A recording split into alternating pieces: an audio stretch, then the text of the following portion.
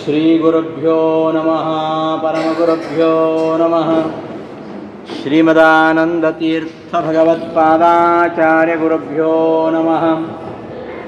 ವ್ಯಾಸಾಯ ಭವನಾಶಾಯ ಶ್ರೀಶಾಯ ಗುಣರಾಶಯೇ ಹೃದ್ಯಾಯ ಶುದ್ಧವಿದ್ಯಾಯ ಮಧ್ವಾಯ ಚ ನಮೋ ನಮಃ. ಅಭ್ರಮಂ ಭಂಗರಹಿತಂ ಅಜಡಂ ವಿಮಲಂ ಸದಾ ಆನಂದತೀರ್ಥಮತುಲಂ ಭಜೆ ತಾಪತ್ರಯಾಪಹಂ. ಚಿತ್ರೈಃ ಪದೈಶ್ಚ ಗಂಭೀರೈಃ ವಾಕ್ಯೈರ್ಮಾನೈರ್ಖಂಡಿತೈಃ ಗುರುಭಾವಂ ವ್ಯಂಜಯಂತಿ ಭಾತಿಶ್ರೀ ಜಯತೀರ್ಥವಾಕ್.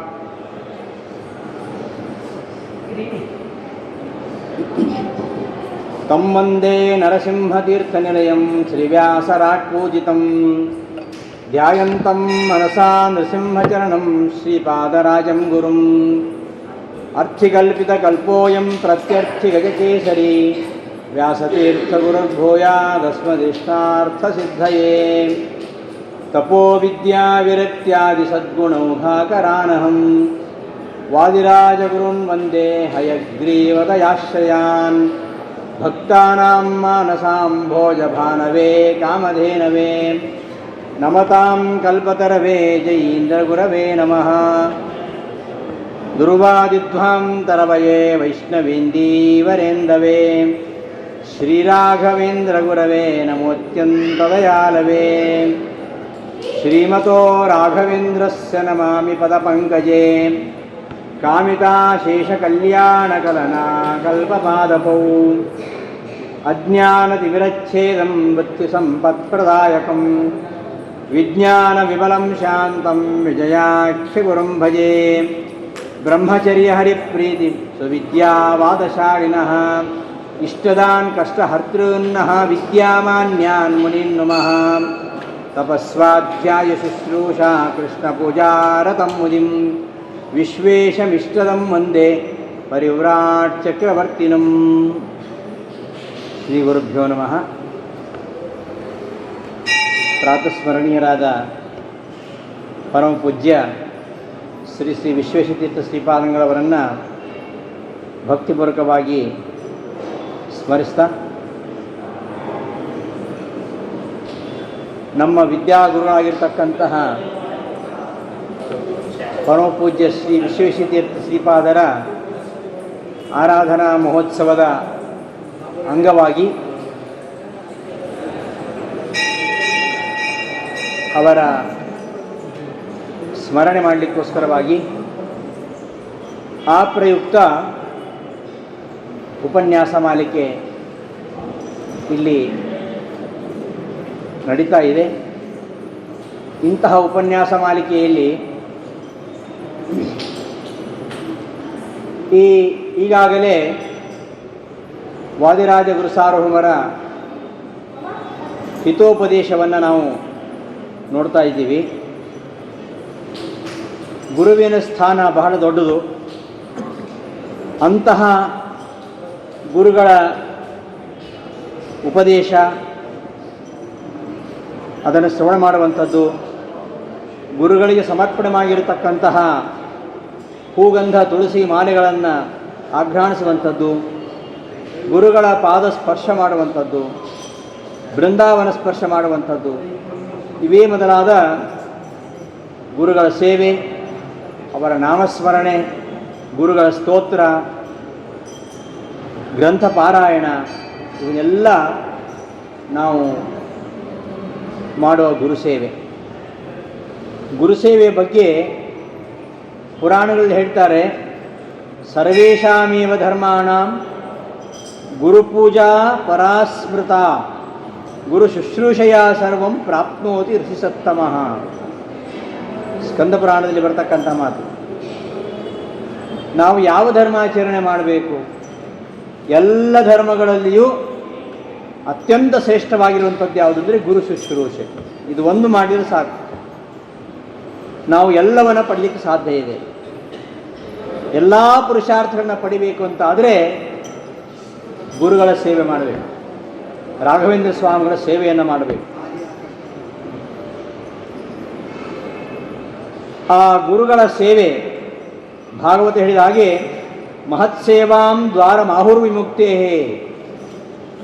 ಗುರುಗಳ ಸೇವೆ ಮಾಡಿದರೆ ಆ ಗುರುಗಳ ಸೇವೆ ಎಂಬುದು ಮೋಕ್ಷಕ್ಕೆ ತೆರೆದಿಟ್ಟ ಬಾಗಿಲು ಅಂತ ಹೇಳ್ತಾರೆ. ಅಂತಹ ಮಹಾತ್ಮರ ಸೇವೆಯನ್ನು ಮಾಡಿದರೆ ಖಂಡಿತವಾಗಿಯೂ ಮೋಕ್ಷ ದೊರೆಯುತ್ತೆ. ವೇದಾಭ್ಯಾಸಸ್ತಪೋಜ್ಞಾನಂ ಇಂದ್ರಿಯಾಣಾಂಚ ಸಂಯಮ ಅಹಿಂಸಾ ಗುರುಸೇವಾ ಚ ನಿಶ್ರೇಯಸಕರಂ ಪರಂ. ಜೀವನದಲ್ಲಿ ನಾವು ಮಾಡತಕ್ಕಂತಹ ಶ್ರೇಷ್ಠ ಸಾಧನೆಗಳು ಯಾವುವು ಎಂಬುದನ್ನು ಮನುಸ್ಮೃತಿಕಾರರು ಹೇಳ್ತಾರೆ. ವೇದಾಭ್ಯಾಸ, ವೇದಾಧ್ಯಯನ ಮಾಡಬೇಕು, ತಪಸ್ಸನ್ನು ಗಳಿಸಬೇಕು, ಜ್ಞಾನವನ್ನು ಗಳಿಸಬೇಕು, ಇಂದ್ರಿಯಾಣಾಂಚ ಸಂಯಮ, ಇಂದ್ರಿಯಗಳ ನಿಗ್ರಹ ಮಾಡಬೇಕು, ಅಹಿಂಸಾ ವೃತವನ್ನು ಪಾಲನೆ ಮಾಡಬೇಕು, ಮತ್ತು ಗುರುಗಳ ಸೇವೆಯನ್ನು ಮಾಡಬೇಕು. ಇವೆಲ್ಲವೂ ಕಲಿಯುಗದಲ್ಲಿ ಶ್ರೇಯಸ್ಸನ್ನು ಉಂಟು ಮಾಡತಕ್ಕಂತಹ ಸಾಧನಗಳು. ಸಾಧೂನಾಂ ದರ್ಶನಂ ಸ್ಪರ್ಶನಂ ಕೀರ್ತನಂ ಸ್ಮರಣಂ ತಥಾ ತೀರ್ಥಾನಾಮಿಹ ಪುಣ್ಯಾನಾಂ ಸರ್ವಮೇವ ಹಿ ಪಾವನಂ ಅಂತ ಭಾಗವತ ಹೇಳುತ್ತೆ. ಮಹಾತ್ಮರ ದರ್ಶನ ಮಾಡ್ತಾ ಇದ್ದರೆ ನಮ್ಮ ಎಲ್ಲ ಪಾಪರಾಶಿ ನಾಶವಾಗತ್ತೆ. ಅಗಾದ್ರಿ ಸಂಭೇದನ ದೃಷ್ಟಿ ವಜ್ರ, ರಾಯರನ್ನು ನಾವು ಸ್ತೋತ್ರ ಮಾಡ್ಬೇಕಾದ್ರೆ ಹೇಳ್ತೇವೆ, ಅಗಾದ್ರಿ ಸಂಭೇದನ ದೃಷ್ಟಿ ವಜ್ರ. ನಮ್ಮ ಪಾಪಗಳೆಂಬ ಬೆಟ್ಟವನ್ನು ರಾಯರು ದರ್ಶನ ಮಾತ್ರದಿಂದ ಅವರು ಪರಿಹಾರ ಮಾಡ್ತಾರೆ, ನಮ್ಮ ಎಲ್ಲ ಕಷ್ಟಗಳನ್ನು ಕಳೀತಾರೆ. ಅಂಥವರ ದರ್ಶನ ಅದು ನಮ್ಮ ಎಲ್ಲ ಕಷ್ಟಗಳನ್ನು ನಾಶ ಮಾಡುವಂಥದ್ದು. ಅವರು ಒಮ್ಮೆ ರಾಯರು ನಮ್ಮ ಕಡೆ ದೃಷ್ಟಿ ಹಾಸಿದ್ರೆ ಸಾಕು, ದೃಷ್ಟಿ ಎಂಬ ಸುವಜ್ರದಿಂದಲೇ ಬೆಟ್ಟದಂತಹ ಪಾಪರಾಶಿಯ ಅಟ್ಟಿ ಕಳಿಸುವ ದೂರದೇಶಕ್ಕೆ ದುರಿತ ಗಜಸಿಂಹ ಅಂತ ರಾಯರನ್ನು ಕೊಂಡಾಡ್ತಾರೆ ಗುರುಜಗನ್ನಾಥದಾಸರು. ಅಂತಹ ರಾಯರ ದರ್ಶನ, ಅವರ ಸ್ಪರ್ಶನ, ಅವರ ಕೀರ್ತನ, ಸ್ಮರಣ ಇವೆಲ್ಲ ಅತ್ಯಂತ ಪಾವನವಾಗಿರುವಂಥದ್ದು. ಅಂತಹ ಗುರುಗಳ ಸೇವೆಯನ್ನು ತ್ರಿಕರಣಪೂರ್ವಕವಾಗಿ ನಾವು ಮಾಡಬೇಕು. ಅಂದರೆ ಗುರುಭಕ್ತಿ ಪ್ರಧಾನ ಸಾಧನ, ಗುರು ಶುಶ್ರೂಷವೇ ಮಹಾಕರ್ಮನಾಶನ, ಗುರು ಉಪದೇಶವೇ ಜ್ಞಾನ ಮಾರ್ಗ, ಗುರುಪ್ರಸಾದವೇ ಲಿಂಗಭಂಗಕ್ಕೆ ಕಾರಣ, ಭಕುತಿ ಗುರು ಪರಮಾನುಗ್ರಹ ಮಾಡಿದರಂ ನಿರುತ ಪಾರವಾರ ತತ್ವಪ್ರಮೇಯ ಕರತಗಳು ಇದ್ದ ತೆರದಿಂ ಅರ್ಹುವಾಗುವುದು ಮಾನವಂಗೆ ಸ್ವರೂಪ ಯೋಗ್ಯತಾದಾನೀತು ಗುರುಭಕ್ತಿ ಅಂತ ವಿಜಯ ವಿಠಲರು ಒಂಥರ ಹೇಳ್ತಾರೆ. ಅಂತಹ ಗುರುಗಳನ್ನು ಯಾವಾಗಲೂ ಸ್ಮರಿಸಬೇಕು. ಬರೀ ಅಂತಹ ಗುರುಗಳ ಸೇವೆ, ಅಂತಹ ಗುರುಗಳ ಸ್ತೋತ್ರ ಅದು ಅತ್ಯಂತ ಶ್ರೇಷ್ಠವಾಗಿರುವಂಥದ್ದು. ಯವಕ್ರೀತನ ಉಪಾಖ್ಯಾನ ಕೇಳಿದ್ದೇವೆ ನಾವು. ಗುರು ಶುಶ್ರೂಷೆಯಿಂದ ನಾವು ಎಂತಹ ಫಲ ಪಡಿತೇವೆ ಅನ್ನೋದಕ್ಕೆ ಮಹಾಭಾರತದ ಅರಣ್ಯ ಪರ್ವದಲ್ಲಿ ಒಂದು ಕಥೆ ಬರುತ್ತೆ. ರೈಭ್ಯ ಭಾರದ್ವಾಜ ಅಂತ ಇಬ್ಬರು ಋಷಿಗಳು, ಅವರು ಅತ್ಯಂತ ಸ್ನೇಹಿತರು, ತಮ್ಮ ಆಶ್ರಮಗಳಲ್ಲಿ ವಾಸವಾಗಿದ್ದರು. ರೈಭ್ಯರಿಗೆ ಅರ್ವಾವಸು ಮತ್ತು ಪರಾವಸು ಅಂತ ಇಬ್ಬರು ಮಕ್ಕಳು. ಭಾರದ್ವಾಜರಿಗೆ ಒಬ್ಬನೇ ಮಗ ಯವಕ್ರೀತ ಅಂತ. ಈ ರೈಭ್ಯರು ಮತ್ತು ಅವರ ಮಕ್ಕಳು ಬಹಳ ಕಠಿಣವಾಗಿರ್ತಕ್ಕಂತಹ ವ್ರತಗಳನ್ನು ಆಚರಿಸ್ತಾರೆ.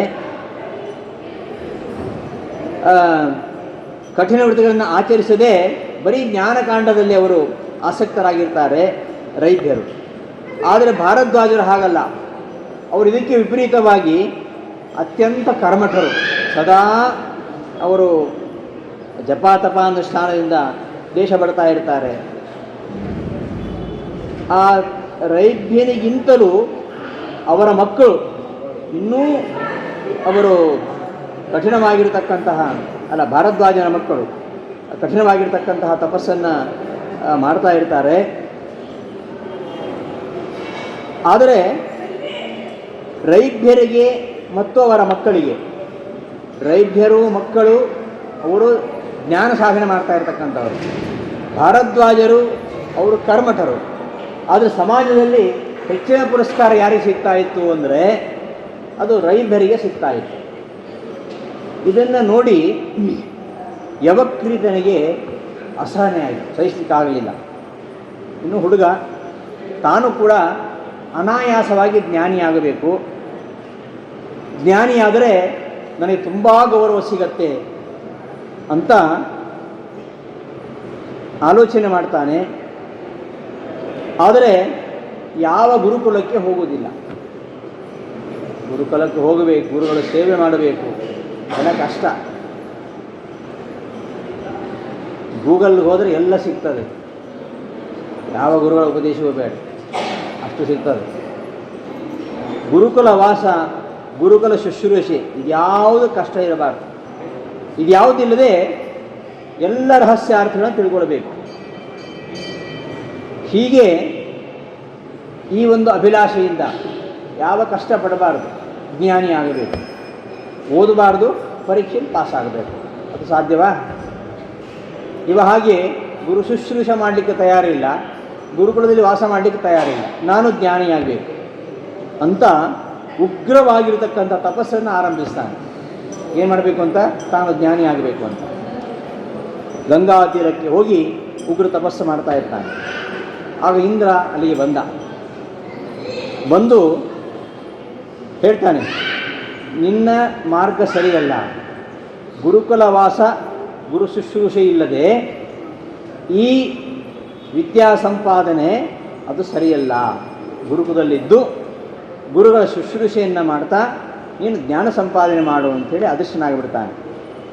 ಆದರೆ ಇವನು ನಿರ್ಧಾರ ಮಾಡಿ ಆಗಿದೆ, ತಪಸ್ಸು ಮಾಡಿ ಅದರಿಂದ ಜ್ಞಾನಿ ಆಗಬೇಕು ಅಂತ. ಇಂದ್ರ ಒಂದು ಉಪಾಯ ಮಾಡ್ತಾನೆ. ಒಬ್ಬ ವೃದ್ಧನ ವೇಷವನ್ನು ಹಾಕ್ಕೊಂಡು ಯವಕ್ರೀತನ ಹತ್ತದಲ್ಲೇ ಕೂತ್ಕೊಂಡು ಗಂಗಾ ನದಿಯಲ್ಲಿ ಒಂದೊಂದೇ ಹಿಡಿ ಮರಳು ಹಾಕ್ತಾ ಬರ್ತಾನೆ, ಒಂದೊಂದು ಅಡಿ ಮರಳು ಹಾಕ್ತಾನೆ. ಆ ಕಡೆ ಯವಕ್ರೀತ ಗಾಢವಾಗಿ ತಪಸ್ಸು ಮಾಡ್ತಾ ಇದ್ದಾನೆ, ತಪಸ್ಸು ಮಾಡಿಯೇ ಜ್ಞಾನ ಗಳಿಸಬೇಕು ಅಂತ. ಇವ ಒಂದೊಂದೇ ಹಿಡಿ ಗಂಗಾ ನದಿಗೆ ಮರಳು ಹಾಕ್ತಾ ಇದ್ದಾನೆ. ಇದನ್ನು ನೋಡಿದ ಯವಕ್ರೀತ, ಹತ್ತಿರ ಬಂದ ನಗ್ತಾ ಹೇಳ್ತಾನೆ, ಅಲ್ಲಯ್ಯ, ನದಿಯ ಪ್ರವಾಹದಲ್ಲಿ ಈ ಥರ ಮರಳು ಹಾಕ್ತಾ ಇದೆಯಲ್ಲ, ಯಾಕೆ? ನಾನು ಈ ನದಿಗೆ ಸೇತುವೆ ಕಟ್ಟಬೇಕು ಅಂತ. ಈ ಗಂಗಾ ನದಿಗೆ ಸೇತುವೆ ಕಟ್ಟಬೇಕು, ಅದಕ್ಕೋಸ್ಕರ ನಾನು ಹಿಡಿ ಮರಳು ಹಾಕ್ತಾ ಇದ್ದೀನಿ. ಹಿಡಿ ಮರಳು ಹಾಕೋದ್ರಿಂದ ಗಂಗಾ ನದಿ ಸೇತುವೆ ಕಟ್ಟಲಿಕ್ಕೆ ಆಗತ್ತಾ? ಸೇತುವೆ ಕಟ್ತಾ ಇದ್ದೇನೆ ಅಂತ. ಆ ಯವಕ್ರೀತ, ಅಯ್ಯ, ಇಂಥ ಪ್ರವಾಹದಲ್ಲಿ ನೀನು ಮರಳಿಂದ ಸೇತುವೆ ಕಟ್ತೀಯ, ಅದು ಸಾಧ್ಯವಾ? ಎಂಥ ಮೂರ್ಖ ಅಲ್ಲ ನೀನು.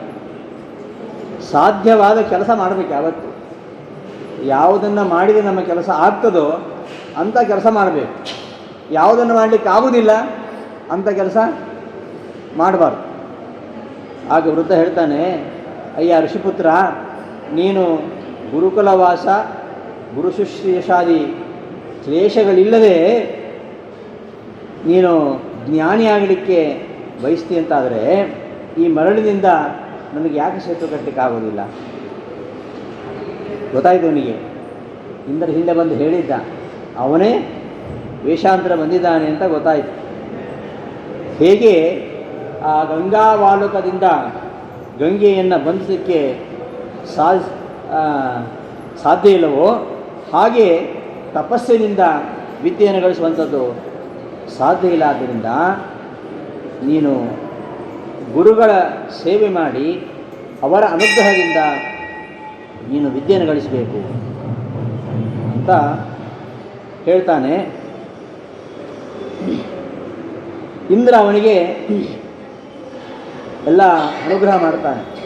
ಅವನಿಗೆಲ್ಲ ವೇದಾಂತ ಶಾಸ್ತ್ರಗಳು ಪ್ರತಿಭಾಸವಾಗುವಾಗೆ ಅನುಗ್ರಹ ಮಾಡ್ತಾನೆ ಇಂದ್ರ. ಸರಿ, ಆಶ್ರಮಕ್ಕೆ ಬಂದ, ಗಂಗಾ ನದಿಗೆ ಹೋಗಿ ತಪಸ್ಸು ಮಾಡಿ ಬಂದ, ಎಲ್ಲ ವಿದ್ಯೆ ಕಲ್ತ್ಕೊಂಡು ಬಂದಿದ್ದೇನೆ ಅಂತ. ತಂದೆ ಭಾರದ್ವಾಜ ಹೇಳಿದ, ಅಪ್ಪ, ನಾನು ಇಂದ್ರನ ಅನುಗ್ರಹದಿಂದ ಎಲ್ಲ ವೇದಾದಿ ಶಾಸ್ತ್ರಗಳನ್ನು ತಿಳ್ಕೊಂಡ್ಬಿಟ್ಟಿದ್ದೇನೆ. ಆ ರೈಭ್ಯರು ಹಾಗೂ ಅವರ ಮಕ್ಕಳು, ಅವರು ಜ್ಞಾನಿಗಳಂತೆ ಮೆರಿತಾ ಇದ್ದಾರಲ್ಲ, ಅವರಿಗಿಂತಲೂ ಹೆಚ್ಚು ಶಾಸ್ತ್ರಾಧ್ಯಯನ ಮಾಡಿ ಬಂದಿದ್ದೇನೆ ನಾನು. ನನ್ನನ್ನು ಮೀರಿಸಲಿಕ್ಕೆ ಯಾರಿಗೂ ಸಾಧ್ಯ ಇಲ್ಲ ಅಂತ ಬಹಳ ಹೆಮ್ಮೆಯಿಂದ ಹೇಳ್ತಾನೆ. ಆಗ ಭಾರದ್ವಾಜ ಹೇಳ್ತಾರೆ, ಮಗನೇ ಗರ್ವ ಪಡಬೇಡ, ಇಂದ್ರನ ವರದಿಂದ ನೀ ಕೊಬ್ಬಬೇಡ, ಇಂತಹ ವರಗಳ ಪ್ರಭಾವ ಶಾಶ್ವತ ಅಲ್ಲ. ಏನೋ ಕೆಲವೊಮ್ಮೆ ನಾವು ಎಲ್ಲ ಓದಿರಲ್ಲ, ನಾವು ಓದಿದ್ದೇ ಪರೀಕ್ಷೆಯಲ್ಲಿ ಬಂದಿರುತ್ತೆ, ಪಾಸಾಗಿಬಿಡ್ತೀವಿ. ಹಾಗಂತ ಪ್ರತಿ ಸಲವೂ ಆ ಥರ ಪರೀಕ್ಷೆಯಲ್ಲಿ ಪಾಸ್ ಆಗಲಿಕ್ಕೆ ಆಗಲ್ಲ. ಇನ್ನೊಂದು ಬೇರೆ ಕ್ವಶನ್ ಕೇಳಿದರೆ ನಮ್ಮಲ್ಲಿ ಉತ್ತರ ಇಲ್ಲ. ಹೀಗೆ ವರದಿಂದ ಸಿಕ್ಕಿರತಕ್ಕಂತಹ ಈ ಜ್ಞಾನ ಅದು ಶಾಶ್ವತ ಅಲ್ಲ. ದರ್ಪ ಬೇರೆ ಪಡ್ತಾ ಇದೆಯಾ, ಇದು ಯಾವತ್ತೂ ಒಳ್ಳೆಯದಲ್ಲ. ಹಿಂದೆ ವಾಲಧಿ ಅಂತ ಒಬ್ಬ ಋಷಿ ಇದ್ದ. ಅವ ಪುತ್ರಾಪೇಕ್ಷೆಯಿಂದ ತಪಸ್ಸು ಮಾಡಿ ದೇವತೆಗಳ ವರದಿಂದ ಅವ ಒಬ್ಬ ಮಗನನ್ನು ಪಡೆದ. ಎಂತಹ ಮಗ ಅಂದರೆ, ಪರ್ವತ ಎಷ್ಟು ಕಾಲ ಸ್ಥಿರವಾಗಿರುತ್ತೋ ಅಷ್ಟು ವರ್ಷ ಬಾಳತಕ್ಕಂತಹ ಮಗನನ್ನು ಪಡೆದ. ಪರ್ವತ ಯಾವಾಗಲೂ ಇರ್ತದೆ. ಪರ್ವತ ಸ್ಥಿರವಾಗಿರುವಷ್ಟು ಕಾಲ ಆಯುಷ್ಯುಳ್ಳಂತಹ ಮಗನನ್ನು ಪಡೆದ. ವಾಲದಿ ಹಣೆ ಬರದಲ್ಲಿ ಈ ಜನ್ಮದಲ್ಲಿ ಪುತ್ರ ಸಂತಾನ ಇರಲಿಲ್ಲ. ಆದರೂ ವರಬಲದಿಂದ ಅಂಥ ಮಗ ಹುಟ್ಟಿದ. ಅವ ಮುಂಗೋಪಿಯಾಗಿದ್ದ, ದರ್ಪಿಷ್ಠನಾಗಿದ್ದ, ಋಷಿಗಳನ್ನು ಪೀಡಿಸ್ತಾ ಇದ್ದ. ಒಂದು ದಿವಸ ಇವನ ಒಂದು ಉಪಟಳವನ್ನು ತಾಳಲಾರದೆ ಕೋಪಗೊಂಡಿರತಕ್ಕಂಥ ಒಬ್ಬ ಋಷಿ, ಧನುಪಾಕ್ಷ ಅಂತ ಋಷಿ, ಅವ ಆ ಕಾಡು ಕೋಣಗಳು ಪರ್ವತವನ್ನು ಭೇದಿಸುವ ಹಾಗೆ ಇವನನ್ನು ಕೊಂದುಬಿಡ್ತಾನೆ. ಆದ್ದರಿಂದ ಹೇ ಯವಕ್ರೀತ, ಅಹಂಕಾರ ಪಡಬೇಡ. ವರಬಲದಿಂದ ಪರ್ವತ ಇರುವಷ್ಟು ಕಾಲ ಆಯುಷ್ಯವುಳ್ಳಂತಹ ಮಗ ಹೇಗೆ ಸತ್ತ? ಒಂದು ಕೋಣದಿಂದ ಸತ್ತ. ಅದು ಶಾಶ್ವತ ಅಲ್ಲ. ಪರಿಶ್ರಮದಿಂದ ಗಳಿಸಿದ್ದು ಮಾತ್ರ ಶಾಶ್ವತ.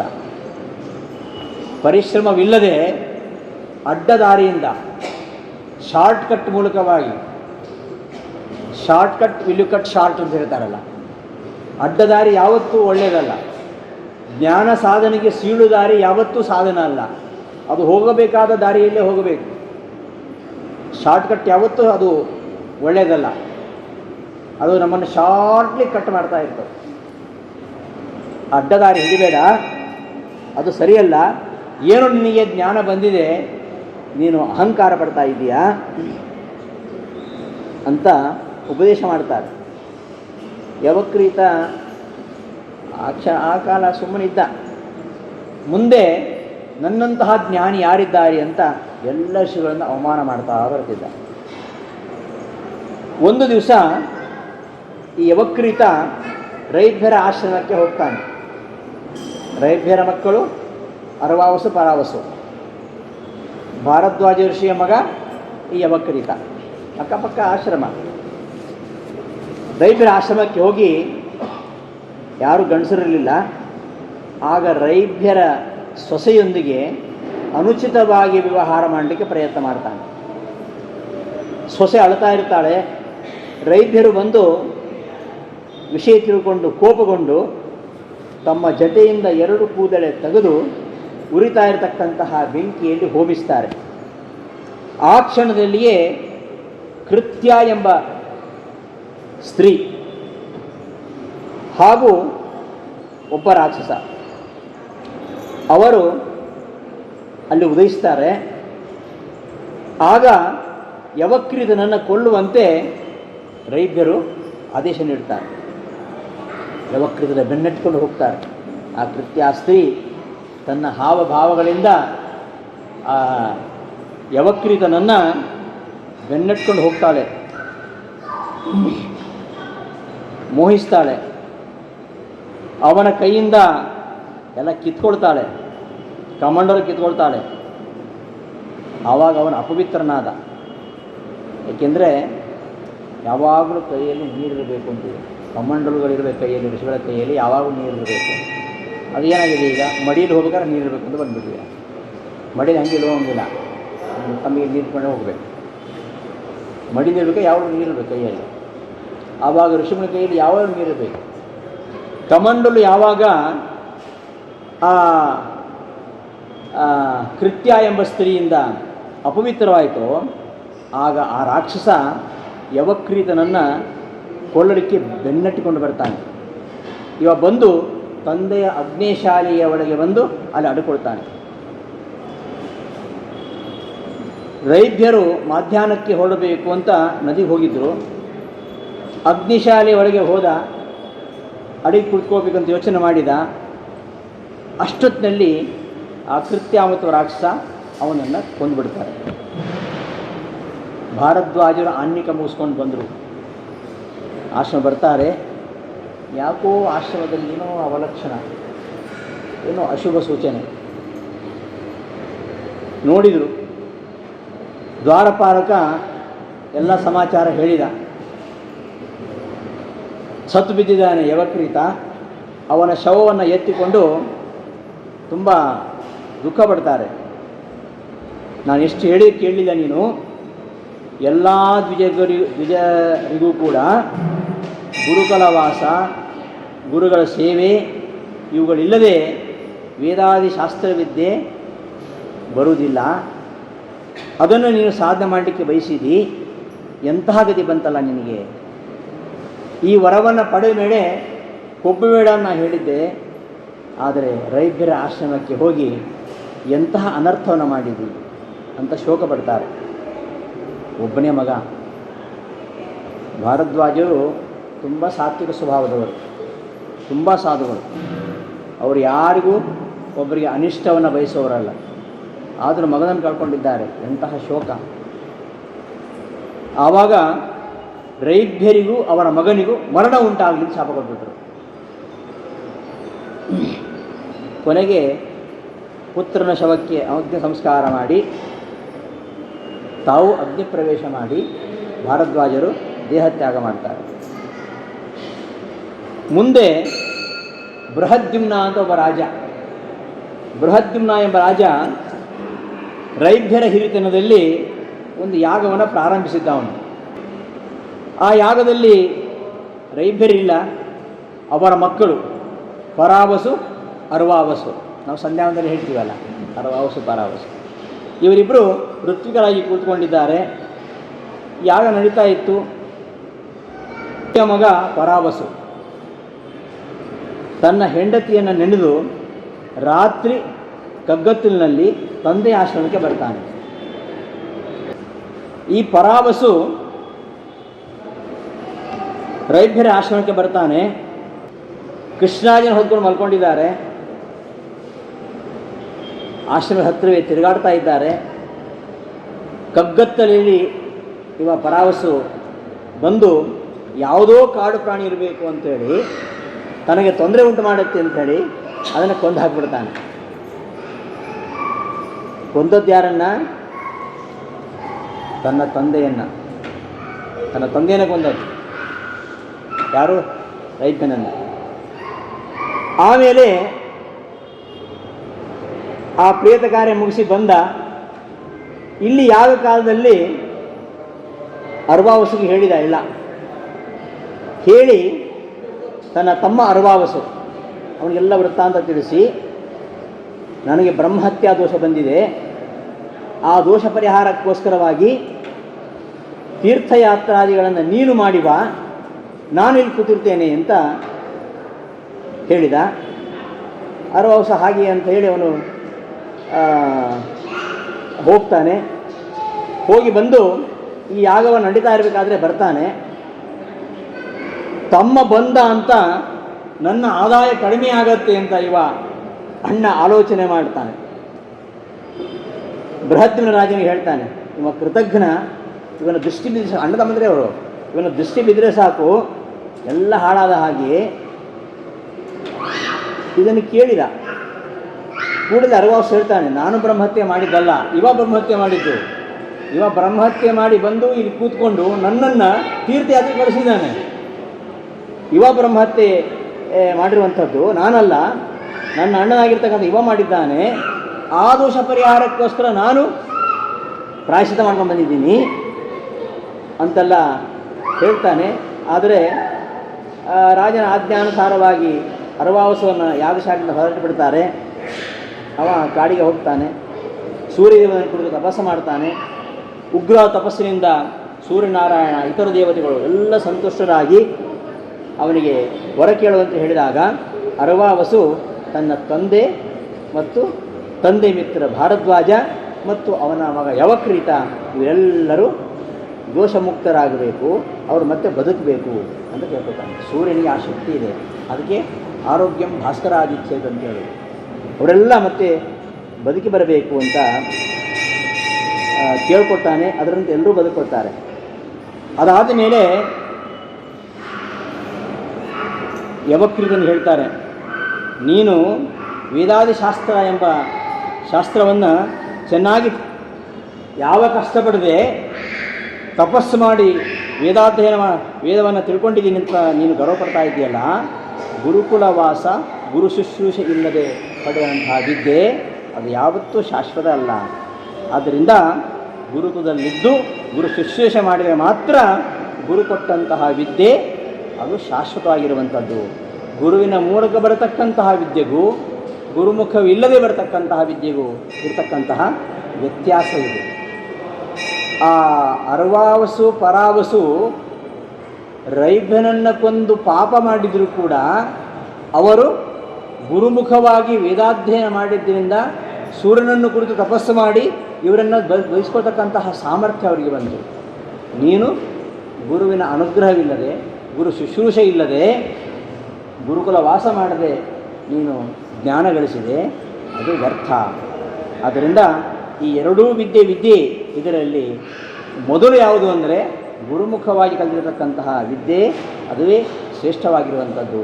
ಅಂತಹ ಗುರುಮುಖವಾಗಿ ವಿದ್ಯೆಯನ್ನು ಕಲಿಬೇಕಾದರೆ ಗುರು ಶುಶ್ರೂಷೆಯನ್ನು ಮಾಡಬೇಕು. ಗುರು ಶುಶ್ರೂಷೆ ಇಲ್ಲದೆ ಪಡೆದಂತಹ ವಿದ್ಯೆ ಅದು ಫಲಶಾಲಿಯೂ ಅಲ್ಲ, ಅದು ಫಲಕಾರಿಯೂ ಅಲ್ಲ, ಅದು ಯಾವ ಪ್ರಭಾವವನ್ನು ಉಂಟು ಮಾಡುವಂಥದ್ದಲ್ಲ ಅಂತ ಯವಕ್ರೀತನ ಉಪಾಖ್ಯಾನವನ್ನು ವೇದವ್ಯಾಸರು ಹೇಳುವ ಮೂಲಕವಾಗಿ ಗುರು ಶುಶ್ರೂಷೆ ಇಲ್ಲದೆ ನಾವು ಏನು ಮಾಡಿದರೂ ಕೂಡ ಅದು ವ್ಯರ್ಥ ಅಂತ ತೋರಿಸ್ಕೊಡ್ತಾರೆ. ಆದ್ದರಿಂದ ನಾವು ಜೀವನದಲ್ಲಿ ಗುರುಗಳ ಸೇವೆಯನ್ನು ಮಾಡಬೇಕು. ಭಾಗವತ ಶ್ರುತಿಗೀತೆಯಲ್ಲಿ ಕೂಡ ಈ ವಿಚಾರ ಬರುತ್ತೆ. ಹೀಗೆ ಗುರುಗಳ ಒಂದು ಅನುಗ್ರಹ, ಅವರ ಸೇವೆ ಇಲ್ಲದೆ ಯಾವುದನ್ನು ಮಾಡಲಿಕ್ಕೆ ಆಗುವುದಿಲ್ಲ. ಆದ್ದರಿಂದ ಗುರುಗಳ ಸೇವೆ ಮಾಡಬೇಕು. ಆರಾಧನಾನಾಂ ಸರ್ವೇಷಾಂ ವಿಷ್ಣೋರ ಆರಾಧನಂ ಪರಂ ತಸ್ಮಾತ್ ಪರತರಂ ದೇವಿ ತದೀಯಾನಾಂ ಸಮರ್ಚನಂ ಪುಮಾಂಸಸ್ತಸ್ಮಾತ್ ಪ್ರಯತ್ನೇನ ವೈಷ್ಣವಾನ್ ಪೂಜೆಯತ್ ಸದಾ ಸರ್ವಂ ತರತಿ ದುಃಖೋಗಂ ಮಹಾಭಾಗವತಾರ್ಚನ ಎಂಬುದಾಗಿ ಪದ್ಮಪುರಾಣ ಹೇಳ್ತಾ ಇದೆ. ಎಲ್ಲರ ಆರಾಧನೆಗಿಂತಲೂ ಭಗವಂತನ ಆರಾಧನೆ ಅತ್ಯಂತ ಶ್ರೇಷ್ಠ. ಎಲ್ಲ ದೇವತೆಗಳ ಆರಾಧನೆಗಳಿಗಿಂತಲೂ ಭಗವಂತನ ಆರಾಧನೆ ಶ್ರೇಷ್ಠ. ಅದರಲ್ಲಿಯೂ ತದೀಯಾನಾಂ ಸಮರ್ಚನಂ, ಆ ವಿಷ್ಣುವಿನ ಆರಾಧನೆ ಶ್ರೇಷ್ಠ. ಆ ವಿಷ್ಣುವಿಗೆ ಸಂಬಂಧಪಟ್ಟವರು ಇದ್ದಾರಲ್ಲ ತದೀಯರು, ಅವರ ಆರಾಧನೆ ಅದು ಅತ್ಯಂತ ಶ್ರೇಷ್ಠವಾಗಿರುವಂಥದ್ದು. ಆದ್ದರಿಂದ ಪ್ರಯತ್ನಪೂರ್ವಕವಾಗಿ ವೈಷ್ಣವರ ಸೇವೆಯನ್ನು ಮಾಡಬೇಕು. ಮಹಾಭಾಗವತ ಅರ್ಚನಾ ಸರ್ವಂ ತರದಿ ದುಃಖೋಗಂ ಮಹಾಭಾಗವತಾರ್ಚನಾ. ಎಲ್ಲ ದುಃಖಗಳನ್ನು ನಾವು ಪಾರ ಆಗಬೇಕಾದ್ರೆ ರಾಘವೇಂದ್ರ ಸ್ವಾಮಿಗಳಂತಹ ಭಾಗವತರ ಅರ್ಚನೆಯನ್ನು ಮಾಡಬೇಕು. ಅದಕ್ಕೋಸ್ಕರವಾಗಿ ನೋಡಿ ಎಷ್ಟು ಜನ ರಾಯರ ಬಳಿಗೆ ಬರ್ತಾರೆ, ಅವರನ್ನು ಸೇವೆ ಮಾಡ್ತಾರೆ. ಅಂತಹ ಭಾಗವತರ, ಪರಮ ಭಾಗವತರವರು, ಶುದ್ಧ ಭಾಗವತರು. ಪ್ರಹ್ಲಾದೋ ಜನ್ಮ ವೈಷ್ಣವ, ಪ್ರಹ್ಲಾದ ರಾಜರು ಬೈ ಬರ್ತ್ ವೈಷ್ಣವರು, ಶುದ್ಧ ಭಾಗವತರು. ಅಂತಹ ಪ್ರಹ್ಲಾದ ರಾಜರೇ ಇವತ್ತು ರಾಯರು. ಆದ್ದರಿಂದ ಅಂತಹ ಮಹಾಭಾಗವತ ಅರ್ಚನೆ ಮಾಡಿದರೆ, ಅಂತಹ ಮಹಾಭಾಗವತರಾಗಿರ್ತಕ್ಕಂತಹ ರಾಯರ ಅರ್ಚನೆ ಮಾಡಿದರೆ, ರಾಯರ ದರ್ಶನ ಮಾಡಿದರೆ, ರಾಯರ ಪಾದೋದಕ ಸ್ವೀಕಾರ ಮಾಡಿದರೆ ಸರ್ವಂ ತರದಿ ದುಃಖೌಗಂ, ಎಲ್ಲ ದುಃಖವು ನಾಶವಾಗುತ್ತೆ. ಅಂತಹ ಮಹಾಭಾಗವತರವರು ಭಾಗವತದಲ್ಲಿ 7ನೇ ಸ್ಕಂದದಲ್ಲಿ ನರಸಿಂಹದೇವರ ಮಾತನ್ನು ನಾವು ಕೇಳಬೇಕು. ಭವಂತಿ ಪುರುಷಾಹ ಲೋಕೆ ಮದ್ಭಕ್ತಾಹ ತ್ವಾಮನುವೃತಾಹ. ಯಾರು ನನ್ನ ಭಕ್ತರು ಅಂದರೆ ನರಸಿಂಹದೇವರು ಹೇಳ್ತಾರೆ, ಯಾರು ನಿನ್ನನ್ನು ಅನುಸರಿಸ್ತಾರೋ ಅವರು ನನ್ನ ಭಕ್ತರು ಅಂತ. ನಿನ್ನನ್ನು ಅಂದರೆ ಪ್ರಹ್ಲಾದರಾಜರನ್ನು, ಯಾರು ನಿನ್ನನ್ನು ಅನುಸರಿಸ್ತಾರೋ ಅವರು ನನ್ನ ಭಕ್ತರು ಅಂತ. ಪ್ರಹ್ಲಾದ ರಾಜರಿಗೆ ನರಸಿಂಹದೇವರು ಕೇಳ್ತಾರೆ, ಏನು ವರ ಬೇಕು ಅಂತ. ಏನು ವರ ಕೇಳಬೇಡ ಅಂತ. ನಾವು ರಾಯರಲ್ಲಿ ಏನೂ ಕೇಳಬಾರ್ದು. ನಾವು ಕೇಳಿದೇ ಕೊಡ್ತಾರವರು. ಅವರು ಕಾಮಧೇನು ಕಲ್ಪವೃಕ್ಷ, ನಮತಾಂ ಕಾಮಧೇನವೇ, ಭಜತಾಂ ಕಲ್ಪವೃಕ್ಷಾಯ ನಮತಾಂ ಕಾಮಧೇನವೇ. ಭಜಿಸೋರಿ ಕಲ್ಪವೃಕ್ಷ. ಕಲ್ಪವೃಕ್ಷ ಅಂದ್ರೆ ಏನು? ಕಲ್ಪವೃಕ್ಷ ಕೆಳಗೆ ಹೋಗಿ ನಾವೇನು ಕೇಳಬೇಕಂತಿಲ್ಲ. ಮರದಲ್ಲಿ ಹೋಗಿ ಓ ಮರವೇ ನೆರಳು ಕೊಡು ಅಂತ ಕೇಳ್ತೀವಿ ನಾವು ಹೋಗಿ ನಿಂತು ಸಾಕು ನೆರಳು ಕೊಡುತ್ತೆ ಅದು. ಕಲ್ಪವೃಕ್ಷ ಹಾಗೆ ನಾವು ಹೋಗಿ ಬೇಕಂತ ಕೇಳ್ಬೇಕಂತಿಲ್ಲ. ರಾಯರ ಮುಂದೆ ನಿಂತ್ಕೊಂಡು ನಾವು ಕೇಳ್ಬೇಕಂತಿಲ್ಲ. ನಮ್ಮ ಮನಸ್ಸಲ್ಲಿ ಏನಿದೆ ಅದು ಕೊಡ್ತಾರೆ ಅವರು. ಮರದ ಬುಡದಲ್ಲಿ ಹೋಗಿ ಓ ಮರವೇ ನೆರಳು ಕೊಡು ನನಗೆ ಅಂತ ನಾವು ಯಾರು ಕೇಳದೇ ಇದ್ರೂ ಕೂಡ ಅದು ನಮ್ಮನ್ನು ನೆರಳು ಕೊಡುತ್ತೆ. ರಾಯರ ಬುಡದಲ್ಲಿ ಬಂದು ನಿಂತ್ಕೊಂಡು ನಾವು ಏನು ಕೇಳದೇ ಇದ್ರೂ ಕೂಡ ನಮ್ಮ ಮನಸ್ಸಲ್ಲಿ ಏನಿದೆ ಅದನ್ನು ರಾಯರು ಕೊಡ್ತಾರೆ. ಅದಕ್ಕೆ ಅವರನ್ನು ಕಲ್ಪವೃಕ್ಷ ಅಂತ ಹೇಳಿದ್ರು. ಅಂತಹ ಕಲ್ಪವೃಕ್ಷ ಸಮಾನರಾಗಿರ್ತಕ್ಕಂತಹ ಪ್ರಹ್ಲಾದರಾಜರು ನರಸಿಂಹನಲ್ಲಿ ಏನು ಕೇಳಿದರು ಅಂದರೆ, ಏನೂ ಕೇಳದಂತೆ ವರವನ್ನು ಕೊಡುವಂತ. ವರವನ್ನು ಕೇಳಿದರೆ ಅದು ಹೇಗಿರುತ್ತೆ ಅಂದರೆ, ಅದು ವ್ಯಾಪಾರ.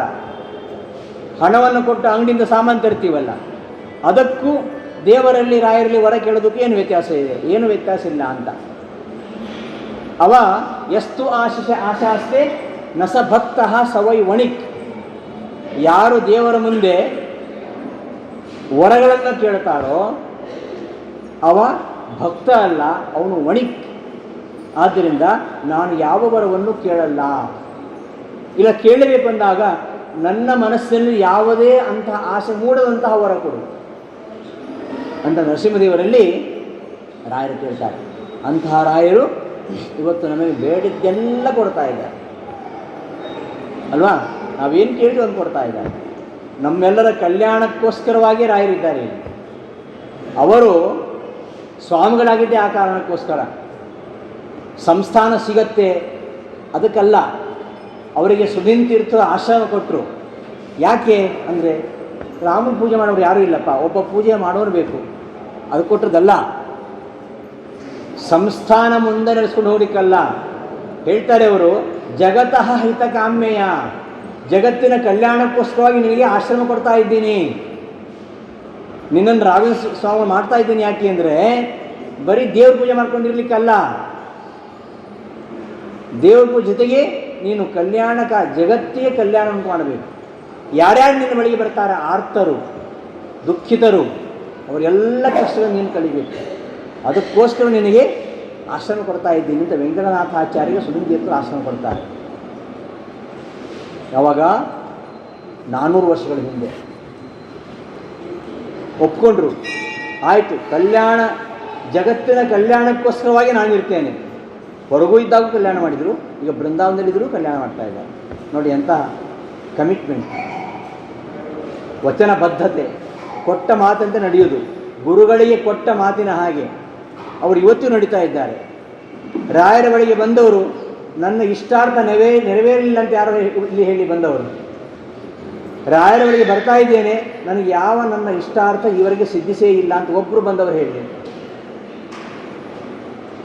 ಬರತಕ್ಕಂತಹ ಪ್ರತಿಯೊಬ್ಬ ಭಕ್ತರಿಗೂ ಅವರವರ ಇಷ್ಟಾರ್ಥ ನೆರವೇರಿಸ್ತಾ ಇದ್ದಾರೆ. ಇದು ಅವರು ಗುರುಗಳಿಗೆ ಕೊಟ್ಟಂತಹ ಮಾತು, ಆ ವಚನ ಬದ್ಧತೆ, ಕಮಿಟ್ಮೆಂಟ್. ಅದು ಎಷ್ಟು ಜನರಲ್ಲಿ ಇವತ್ತಿರುತ್ತೆ? ಹಾಗೆ ಇವತ್ತು ರಾಯರು ನನಗೆ ರಕ್ಷಣೆ ಮಾಡ್ತಾ ಇದ್ದಾರೆ. ಅಂತಹ ಮಹಾಭಾಗವತ ಏನು ಹೇಳ್ತಾರೆ ನರಸಿಂಹ ಅಂದರೆ, ಯಾರು ನಿನ್ನನ್ನು ಭಜಿಸ್ತಾರೋ ಅವರು ನನ್ನ ಭಜಕರು ಅಂತ. ಭವಂತಿ ಪುರುಷಾಲೋಕೆ ಮದ್ಭಕ್ತಃ ತ್ವಾಂ ಅನುವೃತಾಃ. ಯಾರು ನಿನ್ನನ್ನು ಹಿಂಬಾಲಿಸ್ತಾರೋ ಅವರು ನನ್ನ ಭಕ್ತರು ಅಂತ. ನರಸಿಂಹನ ಭಕ್ತರು ಯಾರು ಅಂದರೆ, ಯಾರು ರಾಯರ ಭಕ್ತರೋ ಅವರು ನರಸಿಂಹನ ಭಕ್ತರು ಅಂತ. ಹಾಗಾದರೆ ನಾವು ಭಗವಂತನ ಭಕ್ತರಾಗಬೇಕಾದ್ರೆ ಮೊದಲು ರಾಯರ ಭಕ್ತರಾಗಬೇಕು. ಇದು ನರಸಿಂಹದೇವರು ಕೊಟ್ಟಂತಹ ವರ. ಭವಾನ್ ಖಲು ಭಕ್ತಾನಾಂ ಸರ್ವೇಷಾಂ ಪ್ರತಿರೂಪ ಧೃತಿ. ಭಕ್ತ ಅಂದರೆ ಹೇಗಿರಬೇಕಂದ್ರೆ ನಿನ್ನ ಹಾಗೆ ಇರಬೇಕು. ನೀನು ನನ್ನ ಭಕ್ತರ ಪ್ರತಿರೂಪ.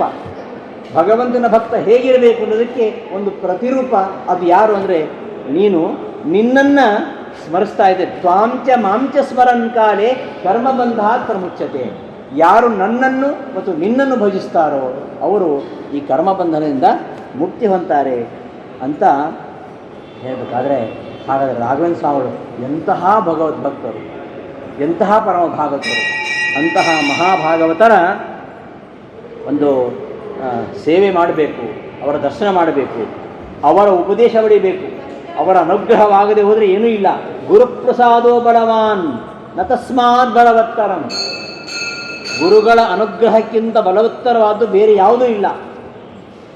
ಆದ್ದರಿಂದ ಗುರುಗಳ ಅನುಗ್ರಹ ಆಗಬೇಕು, ಅವರ ಉಪದೇಶವನ್ನು ಕೇಳಬೇಕು, ಶ್ರವಣಾದಿಗಳನ್ನು ಮಾಡಬೇಕು. ಗುರು ಉಪದೇಶವಿಲ್ಲದ ಜ್ಞಾನ, ಗುರು ಉಪದೇಶವಿಲ್ಲದ ಯೋಗ, ಗುರು ಉಪದೇಶವಿಲ್ಲದ ಕ್ರಿಯೆಗಳು, ಗುರು ಉಪದೇಶವಿಲ್ಲದ ಸ್ನಾನ, ಗುರು ಉಪದೇಶವಿಲ್ಲದ ಧ್ಯಾನ, ಗುರು ಉಪದೇಶವಿಲ್ಲದ ಜಪ, ಗುರು ಉಪದೇಶವಿಲ್ಲದ ತಪ, ಗುರು ಉಪದೇಶವಿಲ್ಲದ ಮಂತ್ರ, ಗುರು ಉಪದೇಶವಿಲ್ಲದ ತಂತ್ರ ಉರಗನ ಉಪವಾಸದಂತೆ ಕಾಣಿರೋ ಅಂತ ಹೇಳ್ತಾರೆ ದಾಸರು.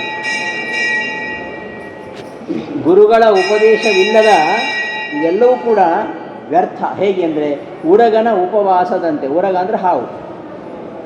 ಹಾವು ಅದು ಉಸಿರಾಡುತ್ತೆ, ಅದರ ಉಸಿರು ಬೇಡ ನಮಗೆ, ಅದು ಉಸಿರು ವಿಷಮಯ ಅಲ್ವಾ, ಎಲ್ಲವೂ ವಿಷ. ಆದ್ದರಿಂದ ಆ ಗುರುಗಳ ಅನುಗ್ರಹವಿಲ್ಲದೆ ಹೋದರೆ ಏನೂ ಸಾಧ್ಯ ಇಲ್ಲ. ಅಂತಹ ಗುರುಗಳಲ್ಲಿ ಭಕ್ತಿ ಮಾಡಿದರೆ ಮಾತ್ರ ಭಗವಂತನಲ್ಲಿ ಭಕ್ತಿ ಉಳಿಸ್ತದೆ. ಅಂತಹ ಗುರುವನುಗ್ರಹ ಅತ್ಯಂತ ಗರಿಷ್ಠವಾಗಿರುವಂಥದ್ದು. ಅಂತಹ ಗುರುಗಳ ಬಗ್ಗೆ ಗುರುಪ್ರಸಾದ ಬಲವಾನ್ ನ ತಸ್ಮಾತ್ ಬಲವತ್ತರಂ ಗುರವು ನ ಪ್ರಾಪ್ಯತೆ ಯತ್ತನ್ನಾತ್ ನ ಅನ್ಯತ್ರಾಪಿ ಹಿ ಲಭ್ಯತೆ ಗುರುಪ್ರಸಾದ ಸರ್ವಂತೂ ಪ್ರಾಪ್ತವತೆ ಸಂಶಯ. ಗುರುಗಳಿಂದ ಯಾವ ದೊರೆಯುವುದಿಲ್ವೋ ಅದು ಎಲ್ಲೂ ದೊರೆಯುವುದಿಲ್ಲಂತೆ. ಆದ್ದರಿಂದ ಗುರುಪ್ರಸಾದಕ್ಕೋಸ್ಕರವಾಗಿ ಎಲ್ಲರೂ ಪ್ರಯತ್ನ ಮಾಡಬೇಕು. ಹರಿ ಮುನಿದರೂ ಗುರು ಕಾಯ್ತಾನೆ. ಹರವೃಷ್ಟೇ ಗುರುಸ್ತರಾತ ಗುರವೃಷ್ಟೇನ ಕಶ್ಚನ ಗುರುಪ್ರಸಾದ ಸರ್ವೇಷ್ಟ ಸಿದ್ಧಿ ಭವತಿ ನಾಣ್ಯಥಾ. ಅಂತಹ ಗುರುಗಳ ಅನುಗ್ರಹ ಪಡಿಬೇಕು. ಗುರುರ್ ರೀತಿ ಜಪತೋ ನಾಸ್ತಿ ಪಾತಕಂ. ಗುರು ಗುರು ಗುರು ಅಂತ ಇದ್ರೆ ಸಾಕುವಂತೆ ನಮ್ಮ ಎಲ್ಲ ಪಾಪಗಳು ನಾಶವಾಗ್ತವೆ. ಅಂತಹ ಗುರುಗಳ ಅನುಗ್ರಹವಿಲ್ಲದೆ ಪರಮಾತ್ಮನಿಗೆ ನಾವು ಮಾಡುವಂಥದ್ದು ಯಾವುದೂ ಕೂಡ ಪ್ರಿಯವಾಗುವುದಿಲ್ಲ. ಆದ್ದರಿಂದ ಸಮ್ಯಕ್ ಗುರು ಪ್ರಸಾದಶ್ಚ ಮುಖ್ಯತೋ ದೃಷ್ಟಿ ಕಾರಣಂ. ಅಂತಹ ಗುರುಗಳ ಪ್ರಸಾದವನ್ನು ನಾವು ಗಳಿಸಬೇಕು. ಯಾರು ಅಂಥ ಗುರುಗಳು? ಸಮ್ಯಕ್ ಲಕ್ಷಣ ಸಂಪನ್ನ ಯದ್ದದ್ಯಾತ್ಸು ಪ್ರಸನ್ನದೀಹಿ ಶಿಷ್ಯಾಯ ಸತ್ಯಂ ಭವತಿ ತತ್ಸರ್ವಂ ನಾತ್ರ ಸಂಶಯ. ಸಮ್ಯಕ್ ಲಕ್ಷಣ ಸಂಪನ್ನ ಆಗಿರತಕ್ಕಂತಹ ಗುರು ಪ್ರಸನ್ನ ಚಿತ್ತದಿಂದ ಯಾವುದನ್ನು ಕೊಡ್ತಾನೋ ಅದು ಫಲಕಾರಿಯಾಗತ್ತೆ. ಅಂತಹ ಗುರುಗಳು ತುಂಬ ಇದ್ದಾರೆ. ಬ್ರಹ್ಮ ಅಂತ ಗುರುವ ಸಾಕ್ಷಾತ್ ಇಷ್ಟಂ ದೈವಂ ಶ್ರಿಯಪತಿ ಅಂತ ಹೇಳ್ತೀವಲ್ಲ. ಬ್ರಹ್ಮ ಅಂತ ಗುರುವಶ್ಚೈವ ಸಂಪ್ರದಾಯ ಪ್ರವರ್ತಕಾ ತತ್ತದ್ಗುಣಾನುಸಾರೇಣ ಪೂಜ್ಯಾ ಮಾನ್ಯಾಶ್ಚ ಕೃಷ್ಣಶಃ. ಗುರುಗಳು ತುಂಬ ಇದ್ದಾರೆ. ಬ್ರಹ್ಮ ಅಂತ ನಮಗೆ ಉಪದೇಶ ಕೊಟ್ಟ ಗುರುಗಳಿಂದ ಆರಂಭಿಸಿ ಬ್ರಹ್ಮನವರೆಗೂ ಎಲ್ಲರೂ ಗುರುಗಳೇ. ಪ್ರತಿಯೊಬ್ಬರನ್ನು ಕೂಡ ಅವರವರ ಅವರವರ ಗುಣಗಳಿಗೆ ಅನುಸಾರವಾಗಿ ಅವರವರ ಯೋಗ್ಯತಾನುಸಾರವಾಗಿ ನಾವು ಭಜಿಸಬೇಕು. ಅದು ವ್ಯತ್ಯಾಸ ಆಗಬಾರ್ದು. ಇವತ್ತು ಮಠಾಭಿಮಾನದಿಂದ ನಾವು ಅನ್ಯ ಮಠೀಯರನ್ನು ನಾವು ಕೀಳು ಅಂತ ಭಾವಿಸಬಾರ್ದು. ಎಲ್ಲರೂ ನಮ್ಮ ಪರಂಪರೆಯಲ್ಲಿ ಬಂದವರೇ. ನಮಗೆ ಉಪದೇಶ ಮಾಡಿದಂತಹ ವಿದ್ಯಾಗುರುಗಳಿಂದ ಹಿಡಿದು ಬ್ರಹ್ಮನವರಿಗೂ ಕೂಡ ಎಲ್ಲರೂ ಗುರುಗಳೇ. ಎಲ್ಲ ಮಠದ ಗುರುಗಳು ಎಲ್ಲರಿಗೂ ಗುರುಗಳೇ. ಆ ಎಲ್ಲ ಗುರುಗಳನ್ನು ಕೂಡ ನಾವು ಗೌರವಿಸಬೇಕು. ಇಲ್ಲದೆ ಹೋದರೆ ಅದು ಗುರುದ್ರೋಹ ಆಗತ್ತೆ. ನಮ್ಮ ವಿದ್ಯಾಗುರುಗಳಲ್ಲ, ನಮ್ಮ ಮಠದ ಗುರುಗಳಲ್ಲ ಅಂತ ಅವರನ್ನು ಅವಮಾನಿಸಿದರೆ ಅದು ಗುರುದ್ರೋಹವಾಗತ್ತೆ, ಅವರಿಗೆ ದುರ್ಗತಿ ಆಗತ್ತೆ. ಪ್ರಯಾತಿಚ ತಮೋ ಘೋರಂ. ಆ ರೀತಿಯಲ್ಲಿ ಯಾವುದೇ ಮಠೀಯ ಗುರುಗಳನ್ನು ಅನ್ಯಮಠೀಯ ಗುರುಗಳನ್ನು ನಾವು ಅವರವರ ಗುಣಾನುಸಾರವಾಗಿ ಪೂಜಿಸಬೇಕು, ಗೌರವಿಸಬೇಕು.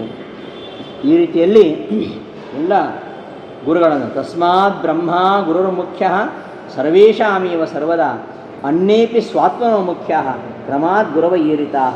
ಆ ಎಲ್ಲ ಗುರುಗಳನ್ನು ಸ್ಮೃತ್ವಾ ಗುರುಂ ಪೂರ್ವಗುರುಂ ಆದಿ ಮೂಲ ಗುರುಂ ತಥಾ ದೇವತಾಂ ವಾಸುದೇವಂಚ ವಿದ್ಯಾಭ್ಯಾಸಿ ಸಿದ್ಧಿಗ. ನಮ್ಮ ಆದಿಗುರುಗಳು, ನಮ್ಮ ಮೊದಲ ಗುರುಗಳು, ಅವರ ಗುರುಗಳು, ಅವರ ಗುರುಗಳು, ಮೂಲ ಗುರುಗಳಾಗಿರ್ತಕ್ಕಂತಹ ಮಧ್ವಾಚಾರ್ಯರು, ಅವರ ಗುರುಗಳು, ಎಲ್ಲ ಗುರುಗಳನ್ನು ಕೂಡ ನಾವು ಸ್ಮರಣೆ ಮಾಡಿ ವಿದ್ಯಾಭ್ಯಾಸವನ್ನು ಮಾಡಬೇಕು ಅಂತ ಹೇಳ್ತಾರೆ. ಆ ಗುರುಗಳು ಯಾರು ಅಂದರೆ ವ್ಯಾಸಂಚ ಭಾರತೀಂ ವಾಣಿಂ ವಿಧಿಂ ವಾಯುಂ ರಮಾಂ ತಥಾ ನಾರಾಯಣಂ ಮೂಲ ಗುರೂನ್ ಆಹು ವಿಪಶ್ಚಿತಃ. ವೇದವ್ಯಾಸರು, ಭಾರತೀದೇವಿ, ಸರಸ್ವತಿ ದೇವಿ, ವಾಯುದೇವರು, ಬ್ರಹ್ಮದೇವರು, ಮಹಾಲಕ್ಷ್ಮಿ, ನಾರಾಯಣ, ಈ 7 ಮಂದಿ ಜ್ಞಾನಿಗಳನ್ನು ಮೂಲ ಗುರುಗಳು ಅಂತ ಹೇಳ್ತಾರೆ. ಯಾರು ಮೂಲ ಗುರುಗಳು? ಇವರು 7 ಜನ. ಯಾರು? ವ್ಯಾಸಂಚ ಭಾರತೀಂ ವಾಣಿಂ ವಿಧಿಂ ವಾಯುಂ ರಮಾಂ ತಥಾ ನಾರಾಯಣಂ ಮೂಲ ಗುರೂನ್ ಆಹುಹು ವಿಪಶ್ಚಿತಃ. ವೇದವ್ಯಾಸರು, ಭಾರತೀದೇವಿ, ಸರಸ್ವತಿದೇವಿ, ವಾಯುದೇವರು, ಬ್ರಹ್ಮದೇವರು, ಮಹಾಲಕ್ಷ್ಮಿ, ನಾರಾಯಣ, ಇವರು ಮೂಲ ಗುರುಗಳು. ಅವರ ನಂತರ ಬಂದವರೆಲ್ಲ ನಮ್ಮ ಶ್ರೀ ಗುರುಭ್ಯೋನ ಶುರು ಮಾಡ್ತೀವಿ. ಅಲ್ಲಿಂದ 3 ಗುರುವರೆಗೆ ಎಲ್ಲ ಗುರುಗಳನ್ನು ನಾವು ಗೌರವಿಸಬೇಕು. ಅಂತಹ ಯಾವ ಗುರುಗಳಿಗೂ ನಾವು ಅವಮಾನಿಸಿದರೆ ಅದು ಗುರುದ್ರೋಹ ಆಗತ್ತೆ. ಅಂತಹ ಗುರುಗಳ ಶುಶ್ರೂಷೆಯನ್ನು ಮಾಡಿದರೆ ಮಾತ್ರ ಜ್ಞಾನೋದಯ ಆಗತ್ತೆ. ಅಂತಹ ಗುರುಪ್ರಸಾದವನ್ನು ಗಳಿಸಿ ಜ್ಞಾನವನ್ನು ಸಂಪಾದನೆ ಮಾಡಬೇಕು. ಯವಕ್ರೀತ ಯಾವ ಅನುಸಂಧಾನವಿಲ್ಲದೆ, ಗುರುಮುಖೇನ ಅಧ್ಯಯನ ಮಾಡದೆ, ಗುರುಕುಲ ವಾಸ ಹಾಗೂ ಗುರು ಶುಶ್ರೂಷೆ ಇದಿಲ್ಲದೆ ತಪಸ್ಸಿನ ಮೂಲಕವಾಗಿ ಅವನು ಗಳಿಸಿದಂತಹ ವಿದ್ಯೆ ಅವನ ಕೈ ಹೇಗೆ ಹಿಡಿಯಲಿಲ್ಲವೋ ಹಾಗೆ ನಾವು ಗುರುಗಳನ್ನು ಬಿಟ್ಟು, ಹಾಗೆ ನಾನು ಸೆಲ್ಫ್ ಸ್ಟಡಿ ಮಾಡ್ತೇನೆ, ಸ್ವಂತ ಅಧ್ಯಯನ ಮಾಡುತ್ತೆ, ಗೂಗಲ್ ಸರ್ಚ್ ಮಾಡಿದರೆ ಎಂತೆಂತಹ ವಿದ್ಯೆ ನಮಗೆ ಸಿಗ್ತದೆ, ನಾವು ಗುರುಗಳ ಹತ್ರ ಹೋಗೋಕ್ಕಾಗಿಲ್ಲ ಅಂತ ಆಲೋಚನೆ ಮಾಡಿದರೆ ಆ ವಿದ್ಯೆ ಬರಬಹುದು. ಆದರೆ ಅದು ಶಾಶ್ವತ ಅಲ್ಲ, ಅದು ಕೊನೆಯಲ್ಲಿ ಉಳಿಯುವಂಥದ್ದಲ್ಲ, ಅದು ಫಲಕಾರಿಯಲ್ಲ. ಅದನ್ನು ಅರ್ಥ ಮಾಡಿಕೊಂಡು ಆ ಗುರುಗಳ ಅನುಗ್ರಹದಿಂದ ನಮ್ಮ ಸಾಧನೆಯನ್ನು ಮಾಡ್ಕೋಬೇಕು. ಅಂತಹ ಗುರುವನ್ನು ಯಾವತ್ತೂ ಕೂಡ ಅವಮಾನಿಸಬಾರ್ದು ಅಂತ ವಾದಿರಾಜರು ಹೇಳ್ತಾ ಮುಂದೆ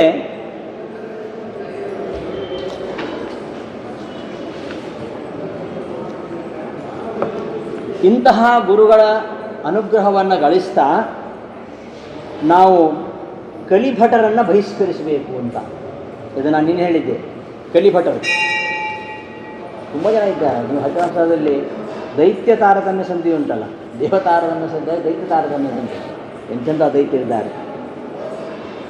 ಆ ದೈತ್ಯರ ಆಗಲಿಕ್ಕೆ ಈ 6 ದೈತ್ಯರಿದ್ದಾರೆ. ಇವರನ್ನು ದೂರ ಓಡಿಸಿದರೆ ಅವ್ರ ಹತ್ತಿರವೇ ಬರಲ್ಲ. ತುಂಬ ಸ್ಟ್ರಾಂಗ್ ಇದ್ದಾರೆ. ನಮ್ಮ ದೇಹದಲ್ಲಿ ತತ್ವಾಭಿಮಾನಿ ದೇವತೆಗಳಿದ್ದ ಹಾಗೆ ತತ್ವಾಭಿಮಾನಿ ದೈತ್ಯರಿದ್ದಾರೆ. ಹಾಗಾಗಿ ಈ ಕಲಿಯ ಪರಿವಾರದವರಿದ್ದಾರಲ್ಲ, ಅವರನ್ನು ದೂರ ಇಡು. ಕಲೇರ್ಭಟಾನ್ ಬಹಿಷ್ಕುರು, ಕಲಿಭಟರನ್ನು ಬಹಿಷ್ಕಾರ ಮಾಡು.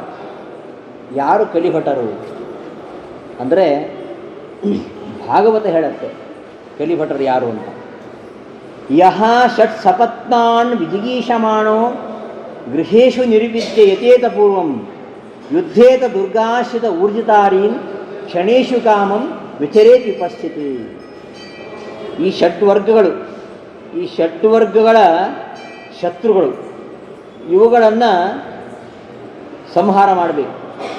ಇವರೊಂದಿಗೆ ಸೆಣಸಾಡಬೇಕು, ಇವರನ್ನು ನಿಗ್ರಹ ಮಾಡಬೇಕು. ಇವರು ದೂರ ಹೋದರೆ ಮತ್ತೆ ಈ ಕಲಿಯ ಭಟರು, ಕಲಿಯ ಪರಿವಾರದವರು ಯಾರೂ ಬರಲ್ಲ. ಈ 6 ಸಪತ್ನರು ಅಂದರೆ ಶತ್ರುಗಳು ಅಂತ. ಯಾರವು? ಅರಿಷಡ್ವರ್ಗ.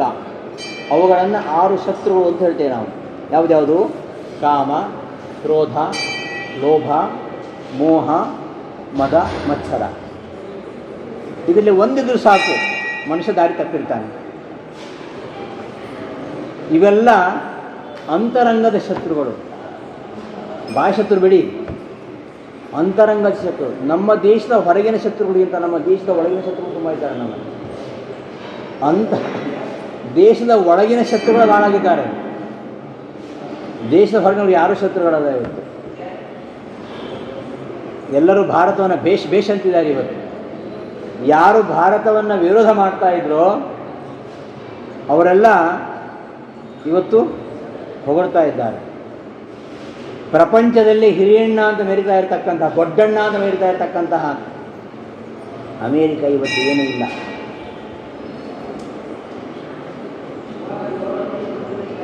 ಅಲ್ವಾ? ಹೊರಗಿನ ಶತ್ರು ಯಾರೂ ಇಲ್ಲ. ಹಿಂದೆ ಇದ್ರು, ತುಂಬ ಇದ್ರು. ಪಾಕಿಸ್ತಾನ, ಅಫ್ಘಾನಿಸ್ತಾನ, ನೇಪಾಳ, ಶ್ರೀಲಂಕಾ, ಚೈನಾ ಎಲ್ಲ ಶತ್ರುಗಳೇ. ಇಂದಿರಾ ಗಾಂಧಿ ಯುದ್ಧಕ್ಕಾದರೆ ಎರಡು ಶತ್ರುಗಳೇ. ಎಲ್ಲರೂ ಮಿತ್ರರಾಗಿದ್ದಾರೆ. ಹೊರಗಿನವರು ಮಿತ್ರರಾಗಿದ್ದಾರೆ, ಒಳಗಿನ ಶತ್ರುಗಳು ಬಲಿಷ್ಠರಾಗಿದ್ದಾರೆ. ದೇಶದ ಒಳಗಿನವರು. ನಮ್ಮ ದೇಹದ ಹೊರಗೂ ಶತ್ರುಗಳಿದ್ದಾರೆ. ಅವರಿಂದ ನಮಗೇನು ಭಯ ಇಲ್ಲ. ಅವ್ರ ತಂಟೆಗೆ ನಾವು ಹೋಗಿದ್ರೆ ಆಯ್ತು, ಸವಾಸ ಮಾಡಿದ್ರೆ ಆಯ್ತು. ಆದರೆ ನಮ್ಮ ಒಳಗಿನ ಶತ್ರುಗಳಿದ್ದಾರಲ್ಲ, ಯಾರು? ಕಾಮ, ಕ್ರೋಧ, ಲೋಭ, ಮೋಹ, ಮದ, ಮತ್ಸರ. ಇವರನ್ನು ಜಯಿಸಬೇಕು. ಜಯಿಸಲಿಕ್ಕೆ ಹೊರಟವನು ಅವುಗಳು ಅಸಾರ ಅಂತ ಕಂಡುಕೊಳ್ಬೇಕು. ಮತ್ತು ಅವು ಏನಿಲ್ಲ, ಅವು ಅಸಾರ ಅಂತ ಕಂಡುಕೊಳ್ಬೇಕು. ವಿಷಯ ಪದಾರ್ಥಗಳಲ್ಲಿ ಆಸಕ್ತಿಯನ್ನು ಬಿಡಬೇಕು. ಅವರು ಮುನ್ನುಗ್ಗದ ಹಾಗೆ ಭದ್ರವಾದ ಕೋಟೆ ಕಟ್ಟಬೇಕು. ಯಾವುದು ಭದ್ರವಾದ ಕೋಟೆ? ಪರಮಾತ್ಮನೆಂಬ ಕೋಟೆ. ಪರಮಾತ್ಮನೆಂಬ ಕೋಟೆಯನ್ನು ಕಟ್ಟಬೇಕು.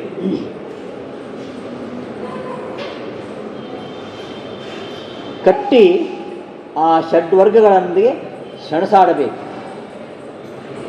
ಅವರು ಶಕ್ತಿಗುಂದಿದ ಮೇಲೆ ನಾವು ಭಗವನ್ ಮಾರ್ಗದಲ್ಲಿ ಸಂಚರಿಸಬೇಕು ಅಂತ ಭಾಗವತ ಹೇಳುತ್ತೆ.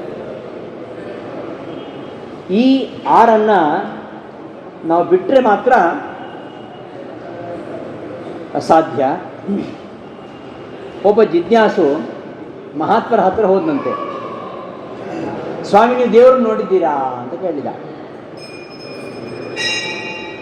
ಹೌದು, ದೇವರನ್ನು ಕಂಡಿದ್ದೇನೆ ಅಂತಂದ ಮಹಾತ್ಮ. ಅವನನ್ನು ಮಾತಾಡಿಸಿದ್ದೇನೆ, ಅವನೊಂದಿಗೆ ಊಟ ಮಾಡಿದ್ದೇನೆ, ಅವನೊಂದಿಗೆ ಮಲಗಿದ್ದೇನೆ, ಓಡಾಡಿದ್ದೇನೆ ಅಂತೆಲ್ಲ ಹೇಳಿದ. ಈ ಜಿಜ್ಞಾಸನಿಗೆ ಆಸೆ ಆಯಿತು, ನಾನು ಕೂಡ ದೇವ್ರ ದರ್ಶನ ಮಾಡಬೇಕಲ್ಲ, ನನಗೂ ದೇವ್ರನ್ನ ತೋರಿಸಿ. ತಿರುಪತಿ ತಿಮ್ಮಪ್ಪನ ದರ್ಶನ ಮಾಡಿದ್ರೆ ಅಷ್ಟು ಕಷ್ಟ ಇದೆ. ನೀವು ಕರ್ಕೊಂಡೋಗಿ ದರ್ಶನ ಮಾಡಿಸಿ ಕೇಳಿದ್ವಿ. ಇನ್ನು ಆ ಪರಮಾತ್ಮ ದರ್ಶನ ಮಾಡ್ಬೋದು ಅಲ್ವಾ? ನನಗೂ ಆ ದೇವರ ದರ್ಶನ ಮಾಡಿಸಬೇಕು ಅಂತ ಪ್ರಾರ್ಥನೆ ಮಾಡ್ತಾನೆ. ಆಗ ಮಹಾತ್ಮರು ನಗ್ತಾರಂತೆ. ಅದೇನು ಕೈಲಾಗದ ಕೆಲಸ ಅಲ್ಲ, ತುಂಬ ಸುಲಭ. ನಾನು ಈ ದೇವರ ದರ್ಶನ ಮಾಡಿಸ್ತೇನೆ. ಬಹಳ ಖುಷಿ ಆಯಿತು ಅವನಿಗೆ. ಏನು ಮಾಡಬೇಕು ಹೇಳಿ ಗುರುಗಳೇ ಅಂದ. ಭಾರ ಇರತಕ್ಕಂಥ 6 ಚಪ್ಪಡಿ ಕಲ್ಲು ಕೊಟ್ಟ. ನೋಡು, ಈ ಚಪ್ಪಡಿ ಇದೆಯಲ್ಲ, 6 ಕಲ್ಲುಗಳು, ಇದನ್ನು ತಲೆ ಮೇಲೆ ಇಟ್ಕೊಂಡು ಈ ಗುಡ್ಡ ಹತ್ತಬೇಕು ಅಂತ, ಈ ಬೆಟ್ಟ ಹತ್ತಬೇಕು ಅಂತ ಬೆಟ್ಟವನ್ನು ಏರಿದ. ಬೆಟ್ಟ ಹತ್ತಿದರೆ ಭಗವಂತ ದರ್ಶನ ಆಗತ್ತೆ ಅಂತ ಬಹಳ ಖುಷಿ ಆಯಿತು. ಇನ್ನೇನು ಭಗವಂತ ದರ್ಶನ ಆಗತ್ತೆ ನಿಶ್ಚಯಿಸಿಕೊಂಡು ಬೆಟ್ಟ ಹತ್ತಿದ. ಹಾಗೆ ಬೆಟ್ಟ ಹತ್ತುವುದೇ ಕಷ್ಟ. ಇನ್ನು ಆ ಚಪ್ಪಡಿನ ತಲೆ ಇಟ್ಕೊಂಡು ಹೋಗೋದು ಎಷ್ಟು ಕಷ್ಟ ಇದೆ. ಹತ್ತಿದ ತುಂಬ ಆಯಾಸವಾಯಿತು. ಮುಂದೆ ಹೋದಂತೆ ಅಗಲವಾದ ದಾರಿ ಕಿರಿದಾಗಲಿಕ್ಕೆ ಶುರು ಆಯಿತು. ಅಲ್ಲಿನ ಹೈವೇ ಇರುತ್ತೆ ಗುಡ್ಡದಲ್ಲಿ. ಆಯಿತಾ, ಬಹಳ ಪ್ರಯಾಸ ಆಯಿತು. ಮುಂದೆ ಹೋಗ್ಲಿಕ್ಕಾಗಲಿಲ್ಲ. ಹಿಂದಿರುಗಿ ಬಂದು ಮುಂದಕ್ಕೆ ಹೋಗೋದು ಅಸಾಧ್ಯ ಆಗ್ತಾ ಇದೆ ನನಗೆ ಅಂದ. ಹಾಗಾದ್ರೆ ಒಂದು ಕೆಲಸ ಮಾಡು, 6 ಚಪ್ಪಡಿ ಕಲ್ಲಿದೆಯಲ್ಲ, ಒಂದು ತೆಗಿ, 5 ಇಟ್ಕೋ, ಮತ್ತೆ ಹತ್ತು ಅಂದ. ಹತ್ತಿದ ಮುಂದೆ ಹೋದ ಹಾಗೆ ಮತ್ತೆ ಆಯಾಸ ಶುರು ಆಯಿತು. ಮತ್ತೆ ಕೆಳಗೆ ಇಳಿದ. ಗುರುಗಳೇ, ಆಗ್ತಾ ಇಲ್ಲ, ತುಂಬ ಆಯಾಸವಾಗ್ತಾ ಇದೆ. ಹಾಗಾದ್ರೆ ಒಂದು ಕೆಲಸ ಮಾಡು, ಇನ್ನೊಂದು ಚಪ್ಪಡಿ ಕಲ್ಲು ತೆಗಿ, 4 ಚಪ್ಪಡಿ ಕಲ್ಲನ್ನು ಇಟ್ಕೊಂಡು ಬೆಟ್ಟ ಹತ್ತು ಅಂದ. ಹತ್ತ ಹೋದ. ಇನ್ನೂ ಮೇಲಕ್ಕೆ ಹೋದ. ಮೊದಲು ಹೋದಕ್ಕಿಂತ ಮುಂದೆ ಹೋದ. ಇನ್ನೇನು ಹಾಗಾದರೆ ಹೋಗ್ಬೋದು ಅಂತ ಅನಿಸ್ತವನಿಗೆ. ಪುನಃ ಆಯಾಸವಾಯಿತು. ಹಿಂದಿರುಗಿ ಬಂದ. ಹೀಗೆ ನಡೀತು. 5 ಚಪ್ಪಡಿಯನ್ನು ಇಳಿಸಿ ಒಂದೇ ಚಪ್ಪಡಿ ಇಟ್ಕೊಂಡು ಹೊರಟ. ಒಂದೊಂದು ಇಳಿಸಿದಾಗ ಅವನಿಗೆ ಸ್ವಲ್ಪ ಭಾರ ಕಡಿಮೆ ಅಂತ ಅನಿಸ್ತು. ಸ್ವಲ್ಪ ಮುಂದೆ ಹೋದ, ಮೇಲಕ್ಕೆ ಹೋದ. ಆದರೆ ಕೊನೆಗೆ ಎಲ್ಲ ಕಲ್ಲು ಇಳಿಸಿದ. ಒಂದು ಕಲ್ಲನ್ನು ಮಾತ್ರ ತಲೆ ಇಟ್ಕೊಂಡು ಹೊರಟ. ತುಂಬ ಮೇಲಕ್ಕೆ ಹೋದ. ಇನ್ನೇನು ಶಿಖರ ಮುಟ್ಟಬೇಕು. ಅಲ್ಲಿವರೆಗೆ ಹೋದ, ಮುಂದೆ ಆಗಲಿಲ್ಲ. ಹಾಗೆ ಬಂದ. ಮಹಾತ್ಮರು ಹೇಳಿದರು, ಆ ಕಲ್ಲನ್ನು ಕೆಳಗಿಳಿಸ ಪ್ರಯತ್ನ ಮಾಡಿ ನೋಡು, ಹಾಗೆ ಹತ್ತಿ ನೋಡು ಅಂತ. ಆಗ ಲೀಲಾಜಾಲವಾಗಿ ಬೆಟ್ಟವನ್ನು ಹತ್ತಿದ. ದೇವರು ಕಾಣಿಸ್ತಾನೆ ಅಂದ್ಕೊಂಡ, ದೇವರು ಕಾಣಿಸ್ಲೇ ಇಲ್ಲ. ದೇವರು ಕಾಣಿಸ್ಲಿಲ್ಲ, ದೆವ್ವೂ ಕಾಣಿಸ್ಲಿಲ್ಲ. ನೀವು ಸುಳ್ಳು ಹೇಳಿದಿರಿ. ಭಾರಿ ಕೋಪ ಬಂತು. ನನ್ನನ್ನು ಎಷ್ಟು ಕಷ್ಟಕ್ಕೆ ಗುರಿ ಮಾಡಿದಿರಿ ಅಂದು ಕೋಪ ಬಂದು ಬಾಯಿ ಬಂದಾಗ ಬೈದುಬಿಟ್ಟ. ಆ ಮಹಾತ್ಮನಿಗೆ ಸಿಟ್ಟು ಬರಲಿಲ್ಲ. ನಗ್ತಾ ಹೇಳಿದರು, ನೀನು ಬೈದಿ ಅಂತ ನಾನೇನು ಅಸಮಾಧಾನಗೊಳ್ಳೋದಿಲ್ಲ, ಆದರೆ ನಾನು ಹೇಳಿದ್ರೆ ಮನಸ್ಸು ಕೊಟ್ಟು ಕೇಳು, ನಿನಗೊಂದು ಪಾಠ ಕಲಿಸಬೇಕು. ನಾನು ಹೀಗೆ ಮಾಡಿದೆ. 6 ಕಲ್ಲುಗಳನ್ನು, ಸಾಮಾನ್ಯವಾದ 6 ಕಲ್ಲುಗಳನ್ನು ಹೊತ್ತುಕೊಂಡು ಬೆಟ್ಟವನ್ನು ಏರಿದು ನಿಂದ ಆಗಲಿಲ್ಲ. ಅದಕ್ಕಿಂತಲೂ ಭಾರವಾಗಿರ್ತಕ್ಕಂತಹ ಕಾಮ, ಕ್ರೋಧ, ಲೋಭ, ಮೋಹ, ಮದ, ಮತ್ಸರ ಇವುಗಳನ್ನು ತಲೆಯಲ್ಲಿ ಹೊತ್ತುಕೊಂಡು ದೇವರವರೆಗೆ ಹೋಗಲಿಕ್ಕೆ ಸಾಧ್ಯನಾ?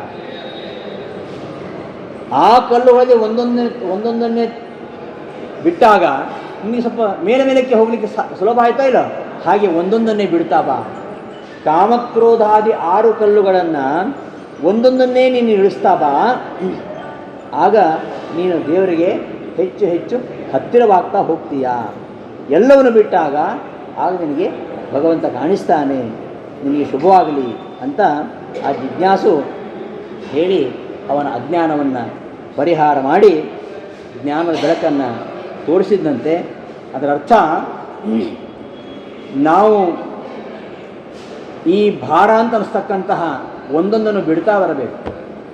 ಆ ಭಾರದ ಚಪ್ಪಡಿಗಳು ಎಲ್ಲಿವರೆಗೆ ಇರ್ತವೋ ಅಲ್ಲಿವರೆಗೆ ಆ ಪರ್ವತ ಶಿಖರವನ್ನು ಏರಿಸಲಿಕ್ಕೆ ಸಾಧ್ಯವಿಲ್ಲವೋ ಹಾಗೆ ಕಾಮಕ್ರೋಧಾದಿ 6 ಚಪ್ಪಡಿಗಳನ್ನು ತಲೆ ಮೇಲಲ್ಲ, ತಲೆ ಒಳಗೆ ಇಟ್ಟುಕೊಂಡು ನಾವು ಭಗವಂತನ ಕಡೆಗೆ ಹೋದರೆ ಭಗವಂತ ದರ್ಶನ ಆಗೋದಿಲ್ಲ.